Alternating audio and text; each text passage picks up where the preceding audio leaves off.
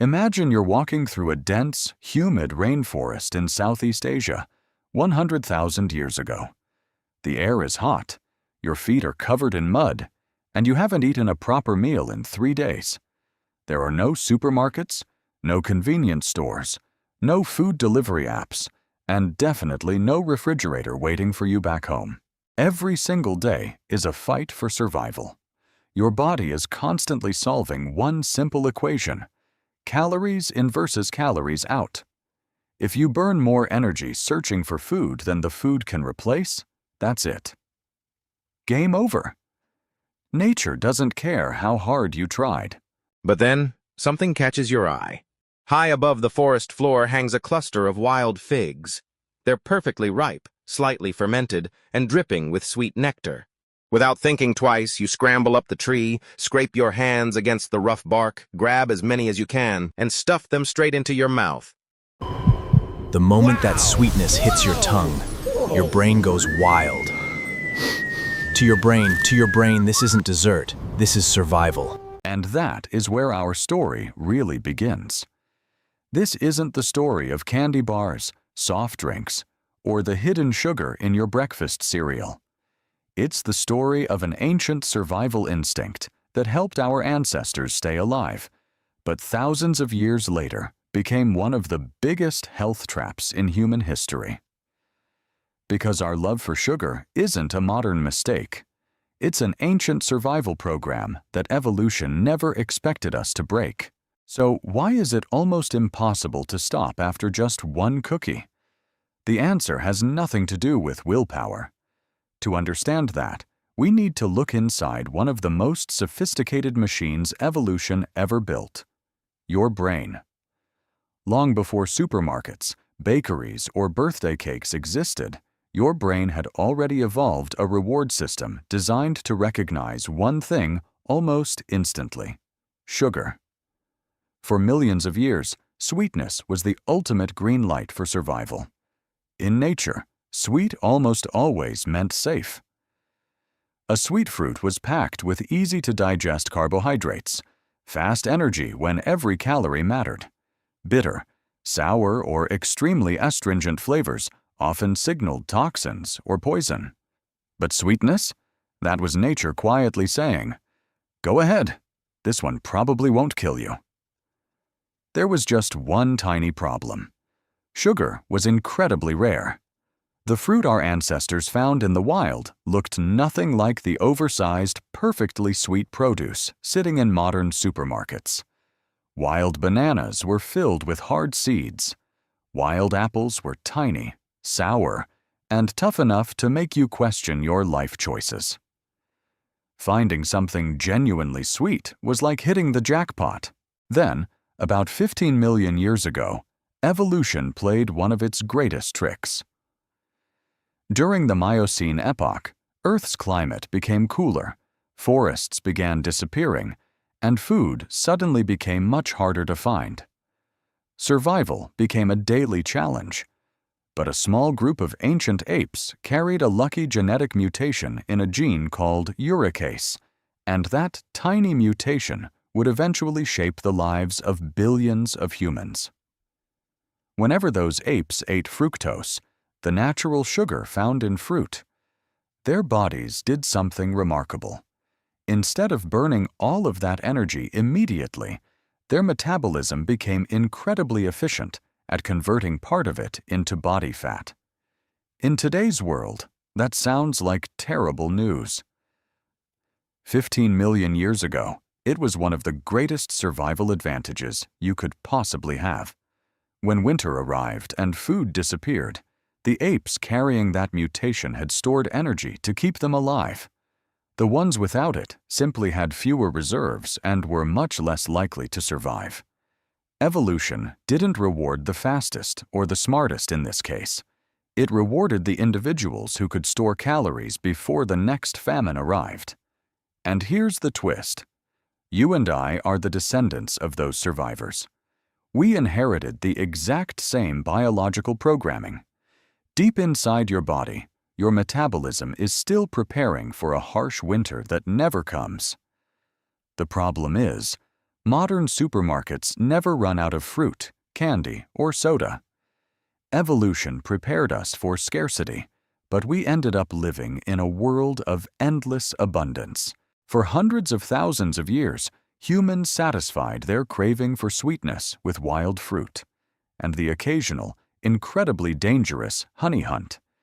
But eventually, our ancestors decided that simply searching for sweetness wasn't enough. They wanted to control the supply, and that decision changed human history forever.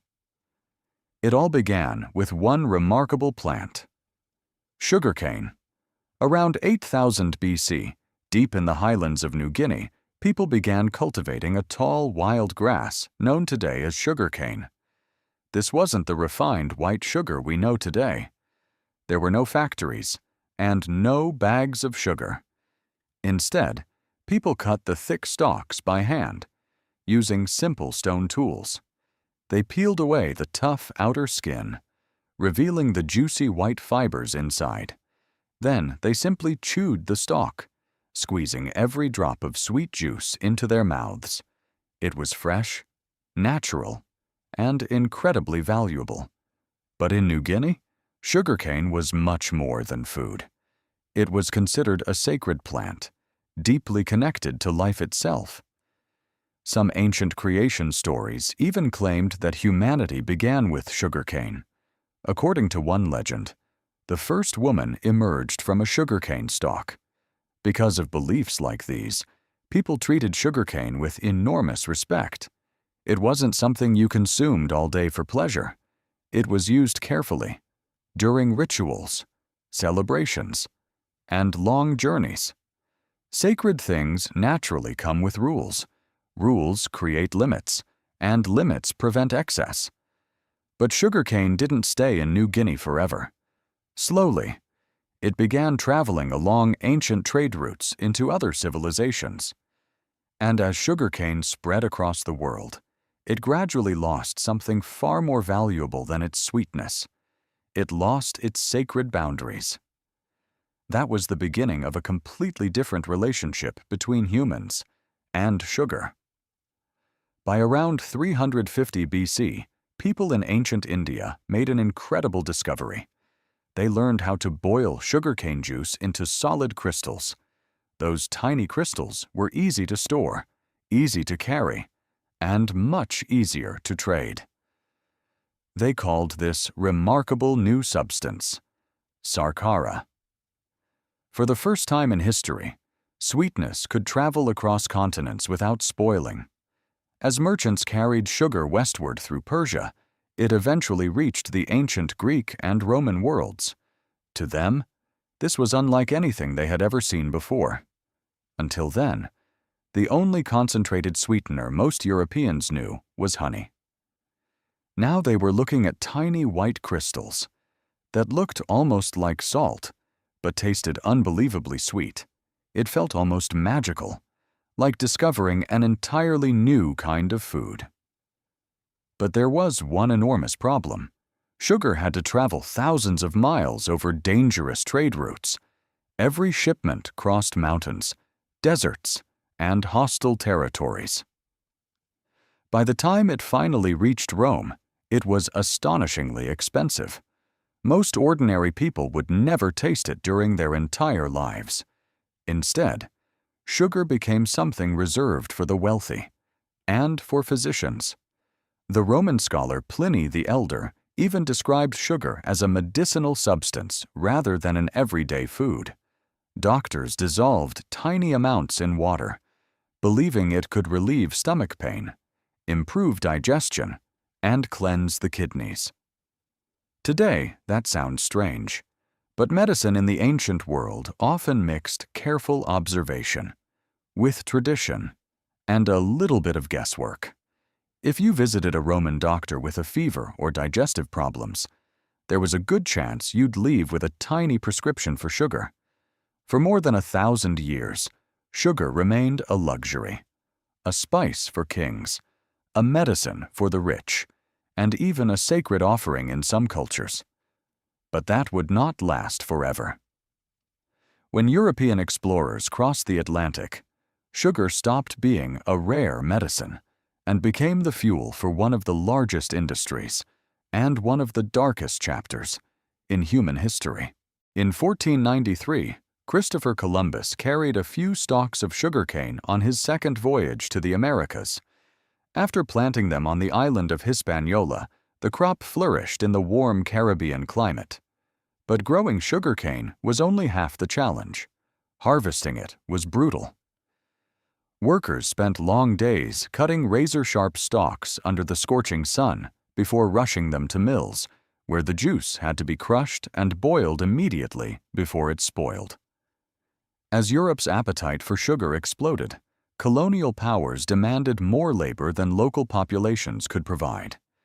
That demand fueled the transatlantic slave trade, forcing more than 12 million Africans across the Atlantic. Millions never survived the journey, and over half of those who did were sent to sugar plantations in Brazil and the Caribbean, where many were literally worked to death. Within only a few centuries, sugar completed one of history's most remarkable transformations. It went from a sacred plant in New Guinea and a rare Roman medicine to an inexpensive household staple.